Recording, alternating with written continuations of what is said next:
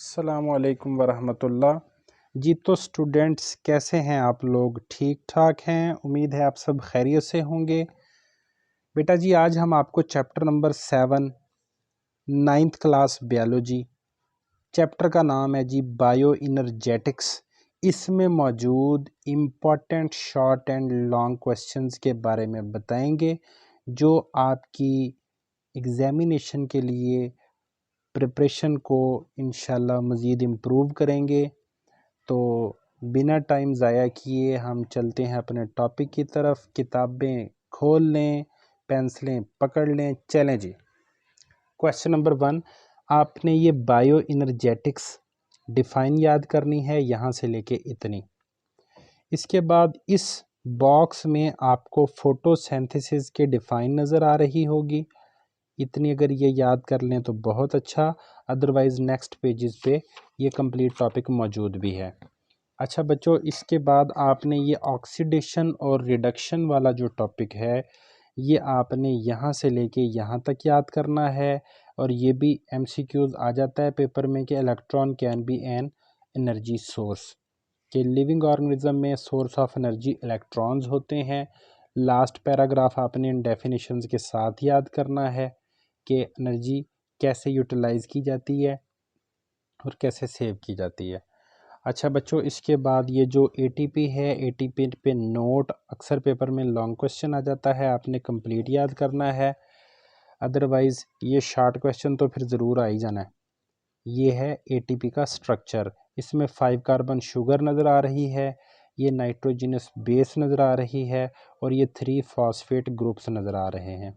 इन phosphate groups में ये जो बॉन्ड है ये basically potential source of energy होता है। अच्छा, ये आपने शॉर्ट क्वेश्चन एमसीक्यूज़ के लिए तैयार कर लेना है बेटा।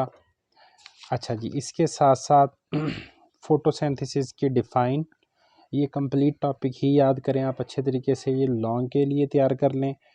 और इसमें ये आपको ऑस्मोसिस की डिफ़ाइन भी नज़र आ रही होगी, ये भी आप अच्छे तरीके से याद कर लीजिएगा। ये आपने एमसीक्यूज़ के लिए तैयार करना है साइड बॉक्स। और ये लाइट एंड डार्क रिएक्शन, ये भी पेपर में शॉर्ट क्वेश्चन भी पूछे जा सकते हैं, लॉन्ग भी पूछा जा सकता है।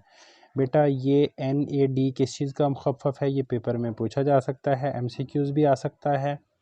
इसके साथ साथ आपने ये लाइट और प्लस ये डार्क, ये दोनों रिएक्शन आपने लॉन्ग के लिए तैयार करने हैं।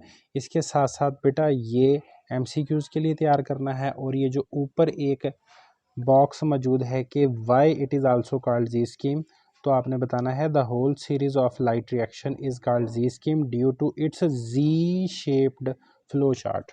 देखें बेटा, ये इंग्लिश के अल्फ़ाबेट जी जैसा नज़र आ रहा है, इसी वजह से इसको जी स्कीम भी कहा जाता है। अच्छा बच्चों, ये जो role of chlorophyll and light है ना, इसमें लिखा हुआ है ना कि sunlight energy is absorb by chlorophyll. Paper में आ सकता है कि सनलाइट एनर्जी को एब्जॉर्ब कौन करता है, तो आपने बताना है कि क्लोरोफिल एब्जॉर्ब करता है। इसके साथ साथ बेटा सिर्फ 1% जो लाइट एनर्जी है वो एब्जॉर्ब की जाती है, बाकी जो है ना ये रिफ्लेक्ट कर जाती है या ये ट्रांसमिट हो जाती है। अच्छा बच्चों, इसके बाद आपने ये ना पिगमेंट की डेफिनेशन ज़रूर करनी है, ये अक्सर पेपर में आ जाता है। इसके साथ साथ ये जो फोटो सिस्टम्स हैं ये भी आपने डेफिनेशन ज़रूर याद कर लेनी है। और ये भी आ सकता है कि मेन फोटोसिंथेटिक पिगमेंट कौन सा है, वो क्लोरोफिल ए है, जबकि क्लोरोफिल बी, सी और कैरोटीनॉइड्स वगैरह ये एक्सेसरी पिगमेंट्स हैं। एक्सेसरी पिगमेंट्स की भी डिफाइन पेपर में पूछी जा सकती है बच्चों। अच्छा जी, इसके बाद बच्चों ये जो लिमिटिंग फैक्टर की डिफ़ाइन है ये आपने अच्छे तरीके से कर लेनी है। Any environmental factor the absence or deficiency of which can decrease the rate of a reaction or metabolic rate, metabolic reaction, it is also called limiting factor. तो आपने लिमिटिंग फैक्टर की डिफ़ाइन भी याद करनी है। अच्छा बच्चों, इसके बाद आपने ये रेस्पिरेशन की डिफ़ाइन याद कर लेनी है।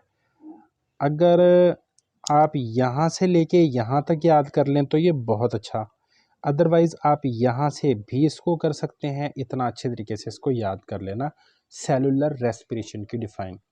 अच्छा बच्चों, ये पेपर में ना डिफरेंस भी आ जाता है कि एरोबिक रेस्पिरेशन और एनारोबिक रेस्पिरेशन में डिफरेंस लिखें। तो आपने बताना है वो रेस्पिरेशन जो ऑक्सीजन की मौजूदगी में हो उसे एरोबिक कहते हैं, जो अब्सेंस में हो उसे एनारोबिक कहते हैं। फिर ये आपने एरोबिक रेस्पिरेशन का कंप्लीट लॉन्ग तैयार कर लेना है और इसी तरह एनारोबिक को भी आपने लॉन्ग के लिए तैयार कर लेना है। इसके साथ साथ ये जो इम्पोर्टेंस ऑफ फर्मेंटेशन है, इसमें आपने एनएरोब्स की डिफ़ाइन याद करनी है। ये अक्सर पेपर में शॉर्ट क्वेश्चन आ जाता है बच्चों। इसके बाद बेटा ये जो मैकेनिज़्म ऑफ रेस्पिरेशन है, इसमें आपने ना ये ग्लाइकोलाइसिस, क्रेब्स साइकिल और इलेक्ट्रॉन ट्रांसपोर्ट चेन, इन तीनों को आपने शॉर्ट के लिए तैयार कर लेना है। और ये जो साइड बॉक्स है FAD किस चीज़ का मुखफ़फ़ है, ये पेपर में MCQs आ सकता है, तो आपने ये MCQs के लिए तैयार कर लेना है। इसके बाद बेटा ये जो लास्ट पेज है, इससे ऊपर ना ये एक बॉक्स है, इसमें British chemist sir hence Krebs, इसने ये जो क्रेब्स साइकिल डिस्कवर किया था और इसी के नाम पे ये साइकिल का नाम रखा गया था, ये भी आपने कर लेना है MCQs के लिए। और ये जो एनर्जी बजट ऑफ रेस्पिरेशन है, ये आपने ना फर्स्ट 3 लाइंस बहुत गौर से पढ़नी है। इसमें उसने ना बड़ी इंपॉर्टेंट चीज़ें बताई हुई हैं, जैसा कि एक NAD से 3 ATP प्रोड्यूस होती हैं और एक FAD से 2 ATP प्रोड्यूस होती हैं।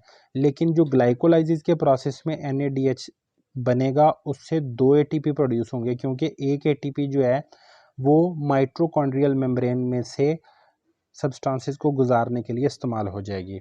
अच्छा, इसके बाद ये जो टोटल यील्ड है, ये 36 ATP बनते हैं सेलुलर रेस्पिरेशन के दौरान, ठीक है। और ये एरोबिक रेस्पिरेशन की बेटा बात की गई है। होपफुली आपको इस पूरे टॉपिक की, इस पूरे चैप्टर में मौजूद शॉर्ट एंड लॉन्ग की समझ आ गई होगी। बाकी मज़ीद इंफॉर्मेटिव वीडियोस के लिए हमारे इस चैनल को ज़रूर सब्सक्राइब कर लिया करें और अच्छे अच्छे कमेंट्स भी लिख दिया करें। अगर आपका इल्मी फ़ायदा हो रहा है, इससे ना हमें इनकरेजमेंट मिलती है, तो इंशाल्लाह हम मज़ीद इस तरफ इंशाल्लाह काम करेंगे ताकि आप लोगों के लिए आसानियाँ पैदा हों।